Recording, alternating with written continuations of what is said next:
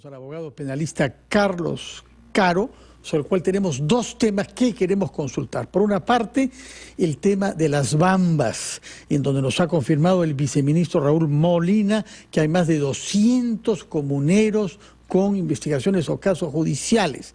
El Estado no puede tener interferencia en decisiones judiciales, pero piensa proponer amicus curiae para que estos temas puedan ser resueltos de la manera más rápida posible. Y el otro tema, que es de alcance tan nacional también, es el debate sobre las prisiones preliminares y preventivas, porque estamos cometiendo lo que es, según toda doctrina jurídica, el error clásico: legislar sobre caliente, legislar sobre el impacto emocional producido por algunos hechos. La señora Luciana León, por ejemplo, del APRA, quiere ya presentar un proyecto de ley para modificar el régimen de las prisiones preventivas.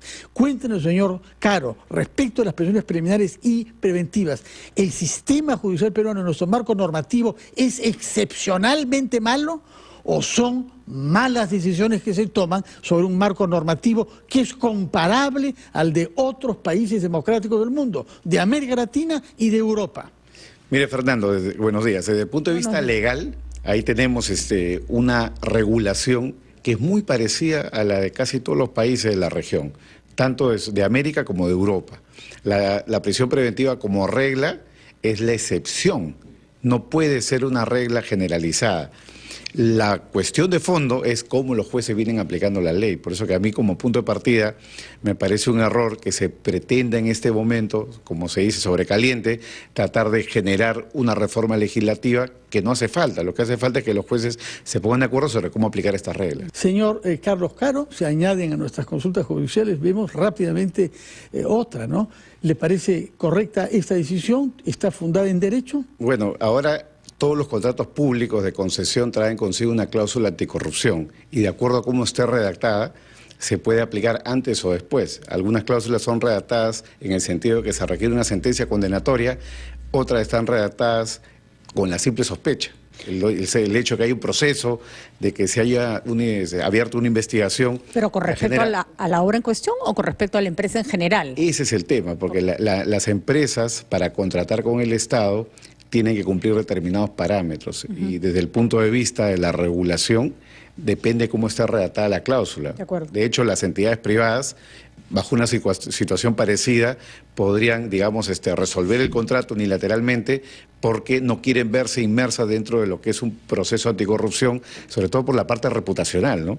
Están contratando con alguien cuestionado, ¿no? Nos gustaría retomar lo que le había preguntado Fernando y la respuesta era importante. No hay un problema con la legislación sobre prisión preventiva que, según lo que usted nos acaba de señalar, se ajusta más o menos a la legislación internacional. Exactamente. Recordemos que además esto se da vía un decreto de urgencia que se le otorga al gobierno del señor Kuczynski en el marco en que el señor Basombrío estaba desbaratando enormes bandas de toda índole a lo largo y ancho del Perú, cosa que han seguido haciendo los ministros del Interior, por supuesto, ¿no?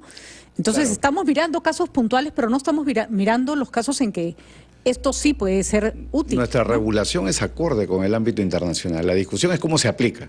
Y para eso no hace falta una reforma legislativa. La congresista Luciana León ha propuesto incluso una regla según la cual los jueces que apliquen mal la norma van a ser perseguidos por prevaricato. Lo cual me parece un error, porque ya la ley de prevaricato existe, no hace falta crear una norma especial para el caso de los jueces y las prisiones preventivas. Y creo que el tema de fondo es un tema en verdad judicial. La Corte Suprema y la Sala Penal Nacional tienen que ponerse de acuerdo entre ellos a través de acuerdos plenarios como el de lavado de activos del 2017 para que se entienda y haya predictibilidad respecto de cómo esto se aplica. Para que haya una prisión preventiva que pueda elevarse hasta los 36 meses, que es lo que es monstruoso, pues, ¿no? Porque nadie quiere perder 9 meses de su vida, pero 3 años de ninguna manera.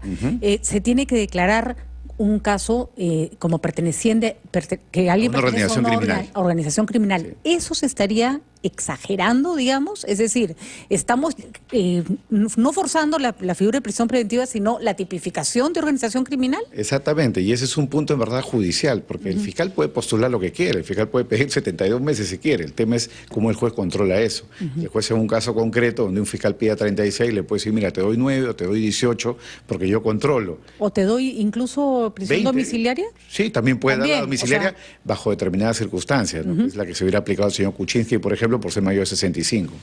Señor Caro, yo le ruego que nos acompañe durante la pausa de los titulares porque tenemos pendiente todavía el tema de los casos judiciales de los comuneros de Fuerabamba y otras comunidades de Apurímac. 8:59 titulares de la hora y retomamos ampliación de noticias. Contrato de concesión de la vía Expresa Sur a la empresa Graña y Montero por las confirmaciones sobre prácticas corruptas que han sido hechas en Curitiba. Nos ha ilustrado también sobre el tema de las prisiones preventivas y preliminares, haciéndonos saber que es una institución judicial que existe internacionalmente, que el problema es su uso en los tribunales más que el marco normativo, de manera que mal hacen congresistas como Luciana León de querer cambiar y aún peor querer introducir artículos para procesar por prevaricato a los jueces que hagan uso de este recurso jurídico. El otro tema que tenemos con usted, señor, es el proceso de los comuneros de Fuerabamba y otras comunidades de Apurímac. El viceministro nos ha dicho que más de 200, que da lugar naturalmente a un malestar comprensible. Nos ha precisado también que la mayor parte de estos casos se refieren a bloqueo de caminos, pero que el gobierno, a través del Ministerio de Justicia, pretende usar el recurso de amicus curiae para lograr soluciones judiciales en el marco de nuestra justicia penal. Su opinión sobre esta iniciativa. Fíjese, acá hay todo un discurso que es el discurso de criminalización de la protesta, ¿no? Muchas ONGs, muchas organizaciones promueven un poco la idea de que este tipo de casos deberían quedar en nada. Y de hecho la comunidad, digamos, los comuneros están proponiendo de que este tipo de procesos se archiven. Pero lo primero que hay que hacer es hacer una identificación clara de cuántos procesos hay y cuántos investigados hay. Por ejemplo, hoy día en un diario local, el congresista Richard Arce dijo, bueno, parece que son 500, según dice la cifra que dio Gregorio Rojas. Sí. Pero él dice luego en su declaración que la única certeza que tiene es que son 19. Lo que pasa es que normalmente cuando hay protestas públicas, los casos se abren contra muchas personas, pero como sabemos, la Fiscalía va filtrando y al final del día estos casos terminan con acusaciones contra 10 o 15 personas, de manera que abrir investigación tampoco es algo que comprometa, digamos, la libertad de nadie, porque una preliminar es fácil de investigar, como dice la Corte Suprema, una preliminar se abre con la sospecha inicial simple. Un video, grupo de personas ahí atacando una carretera, ya es motivo para digamos, iniciar un proceso penal. Ahora, el otro tema que está de por medio es cuáles son las vías de solución, porque la propuesta de los comuneros es que estos casos se archiven, y eso no es tan sencillo. Los amicus curiae son informes que puede elaborar en este caso el Ministerio de Justicia sugiriendo, recomendando, pero la Fiscalía tiene un deber de persecución penal, el Poder Judicial tiene un deber, digamos, en su caso, de sancionar, y el hecho de que hayan desistimientos de procesos o de denuncias por parte de la empresa o de la Procuraduría de Asuntos Públicos del Ministerio del Interior tampoco es garantía de nada, porque la acción penal es pública, la acción penal es de persecución oficial, de modo que un desistimiento tampoco parece ser una alternativa. Tiene que actuar de oficio en la medida en que ha habido un atentado contra la, digamos, es un crimen cometido contra un... Contra el Estado, en este Contra el caso, Estado, porque son los medios de comunicación, ¿no? es. También se ha hablado de un indulto, pero eso es algo también más complejo todavía, porque Amnistía, no hay por la sentencia. comisión de indultos, y una amnistía tampoco es tan viable porque el Congreso no puede dar leyes con nombre propio. Pero Las amnistías son abstractas, generales, digamos, impersonales, ¿no? Pero lo que no puede estar pasando es que en estas zonas, porque de todo nos andamos enterando de a pocos, ¿no es cierto?, haya 500 personas denunciadas por bloqueos de carreteras y que estén ahí, ¿no? Como acumulándose uno tras otro sin que se haga nada al respecto. Claro, en casos como esto va a estallar en algún momento, ¿no? Claro. Eso se tendría que haber resuelto de alguna manera, claro, ¿no? Los plazos procesales son muy estrictos, ¿no? Y los fiscales tendrían que respetarlos, determinando en cada caso si es que hay responsables o no. Pero el tema central es el siguiente, ¿no?